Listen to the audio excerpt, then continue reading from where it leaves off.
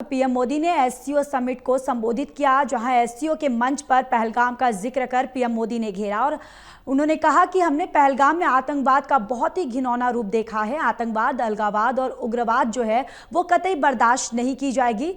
प्रधानमंत्री नरेंद्र मोदी की तरफ से ये बातें कही गई। उन्होंने ये भी कहा कि कुछ देशों के द्वारा आतंकवाद का खुलेआम समर्थन स्वीकार कैसे, यानी कि वो एक सवाल उन्होंने उठाया कि जिस तरीके से जो देश हैं जो आतंकवाद को सपोर्ट करते हैं, उनको समर्थन देते हैं, उनको कहीं ना कहीं प्रधानमंत्री नरेंद्र मोदी ने अपने संबोधन में घेरा है।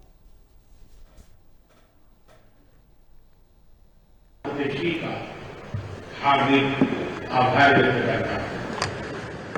आज उज्बेकिस्तान का इंडिपेंडेंस डे है।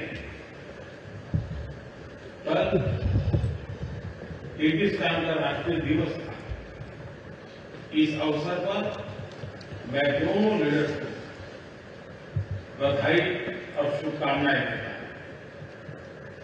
एक्सेलेंसी, पिछले 24 वर्षों में एससीओ का पूरे यूरेशिया क्षेत्र की एक्सटेंडेड फैमिली को जोड़ने में बहुत महत्वपूर्ण योगदान रहा। भारत ने एक सक्रिय सदस्य के रूप में हमेशा कंस्ट्रक्टिव और सकारात्मक भूमिका निभाई है। एससीओ को लेकर भारत की सोच और नीति 3 मुख्य स्तंभों पर आधारित है। एससीओ, एस सिक्योरिटी, सी कनेक्टिविटी, ओ अपॉर्चुनिटी।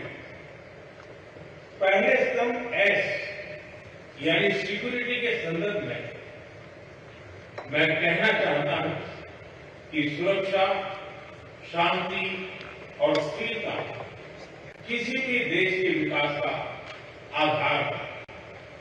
किंतु इस मार्ग में आतंकवाद, अलगाववाद और अतिवाद बड़ी चुनौतियां हैं।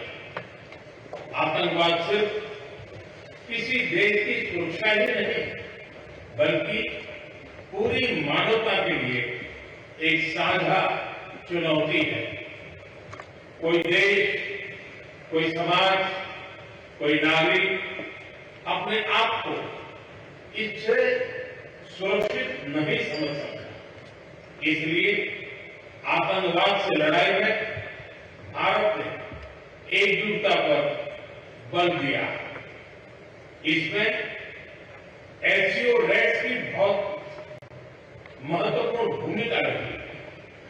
इस वर्ष भारत ने ज्वाइंट इंफॉर्मेशन ऑपरेशन को लीड करते हुए अल कायदा और इससे जुड़े आतंकी संगठनों से लड़ने का इनिशिएटिव किया।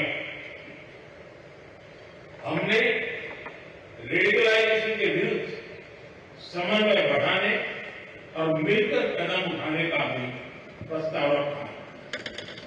टेरर फाइनेंसिंग के खिलाफ आवाज उठाई। इसमें मिले समर्थन के लिए मैं आभार व्यक्त करता हूं। एक्सेलेंसी, भारत पिछले 4 दशकों से निर्मम आतंकवाद का दंश झेल रहा है। कितनी ही माताओं ने अपने बच्चे खोए और कितने बच्चे अनाथ हुए। हाल ही में हमने पहलगाम में टेररिज्म का बहुत ही घिनौना रूप देखा। इस दुख की घड़ी में जो मित्र देश हमारे साथ खड़े रहे, मैं उनका आभार व्यक्त करता हूं। यह हमला केवल भारत की अंतरात्मा पर ही आघात नहीं था, यह मानवता में विश्वास रखने वाले हर देश, हर व्यक्ति को खुली चुनौती थी। ऐसे में प्रश्न उठना स्वाभाविक है, क्या कुछ देशों द्वारा आतंकवाद का खुलेआम समर्थन हमें स्वीकार्य हो सकता है? हमें स्पष्ट रूप से और एक स्वर में कहना होगा कि आतंकवाद पर कोई भी डबल स्टैंडर्ड स्वीकार्य नहीं होंगे। हमें मिलकर आतंकवाद का हर रंग में, हर रूप में विरोध करना होगा। ये मानवता के प्रति हमारा दायित्व है।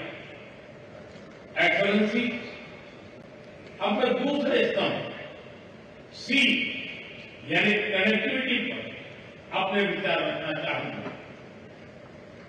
भारत का हमेशा की मजबूत कनेक्टिविटी से केवल व्यापार ही नहीं बल्कि विश्वास और विकास के द्वार भी खुलते हैं।